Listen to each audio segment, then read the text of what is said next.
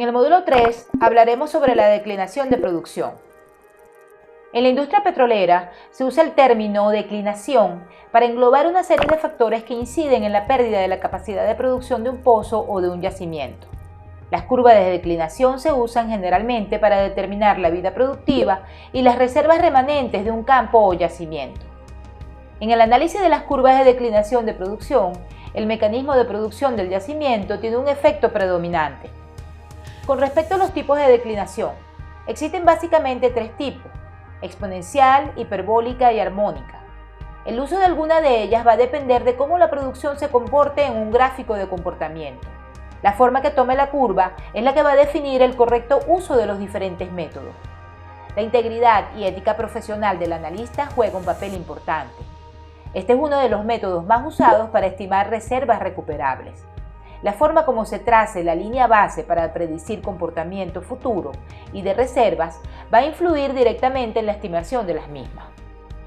Otro punto a considerar es si el estudio se realiza a nivel de grupo de pozos, zona productora o yacimiento, es usar zonas de tiempo donde haya pozos con producción estabilizada, donde no haya entrada o salida de pozos, donde no haya eventos de reparación de pozos, donde no haya cambio de métodos de producción, debido a que necesitamos medir es la energía de yacimiento y no eventos mecánicos que permita medir declinación energética y no declinación mecánica, como veremos más adelante.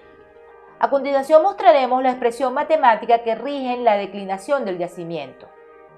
En el manual guía de este tópico se detallan las expresiones matemáticas por los tipos de declinación antes mencionados. La expresión matemática general que rige la tasa de declinación D puede ser expresada como se indica, donde Q es la tasa de producción en barriles por día, meses o años, T, tiempo en días, meses o años, K, la constante, y N, el exponente. La tasa de declinación en esta ecuación puede ser constante o variable con el tiempo, acorde a los tres tipos de declinación de producción antes mencionados. Sobre los modelos de declinación, se determinan elaborando y observando el comportamiento de los gráficos de la tasa de producción contra la producción acumulada de petróleo o la tasa de producción contra el tiempo. Si el gráfico de la tasa de producción contra la producción acumulada o el gráfico del logaritmo de la tasa de producción contra el tiempo presentan un comportamiento lineal, la declinación de producción del yacimiento se ajusta al modelo exponencial. Si el gráfico del logaritmo de la tasa de producción contra el logaritmo del tiempo presenta un comportamiento lineal, la declinación de producción del yacimiento se ajusta al modelo hiperbólico. Si el gráfico del logaritmo de la tasa de producción contra la producción acumulada presenta un comportamiento lineal, la declinación de producción se ajusta al modelo armónico. Del análisis de una gran cantidad de curvas de declinación de producción, se concluye que la mayoría de las curvas se ajustan al modelo de declinación hiperbólica, mientras que el ajuste con la declinación armónica es poco frecuente.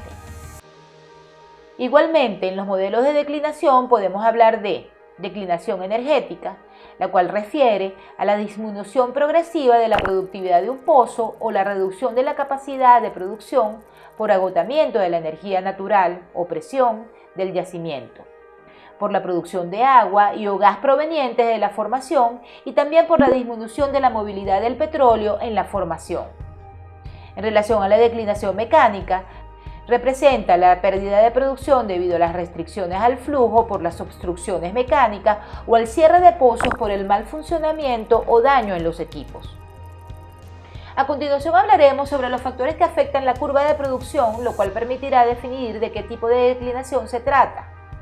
La declinación energética, cuando está gobernada por la producción de fluidos indeseables, en el sentido de que si estamos produciendo una cantidad de agua por encima de lo normal, y esto en presencia de empuje hidráulico, quiere decir que estamos extrayendo energía extra al yacimiento y está ocasionando problemas de producción adicional, lo que no permitirá la óptima recuperación de las reservas.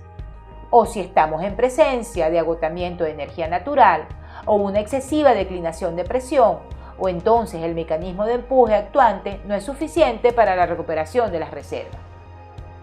Como se indicó anteriormente, el tipo de mecanismo natural de producción es lo que va a influenciar directamente en el grado de recuperación de las reservas. Por otro lado, la geología y la petrofísica van a indicar la disminución de la movilidad del petróleo o fluidos en el yacimiento. Si estamos en presencia de un yacimiento oleófilo o hidrófilo, que va a permitir el flujo de fluidos de uno con respecto al otro.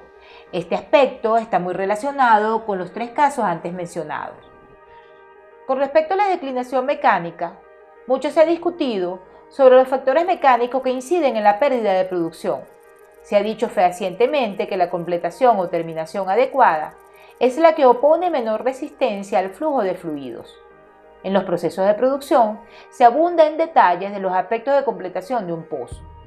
Siendo así, la terminación óptima sería lo que se conoce como agujero descubierto y hoyo desnudo, que es la que menos equipo baja al subsuelo, ofreciendo menos obstáculos al flujo de fluido del yacimiento a la superficie. Finalmente, en un yacimiento con tubería de revestimientos, es necesario cañonear, punzar o disparar esta para comunicar el yacimiento y el pozo, y se presenta la primera restricción. Si aunado a esto, el yacimiento también es productor de sólidos indeseables, como la arena, entonces hay que bajar equipos de control de sólidos y además el equipo de producción. Cada uno de ellos ofrece resistencia al paso de fluidos. Si se opta por completaciones selectivas para producción conjunta o por separado, el flujo de fluidos solo se tendrá por un orificio o válvula además del equipo de producción.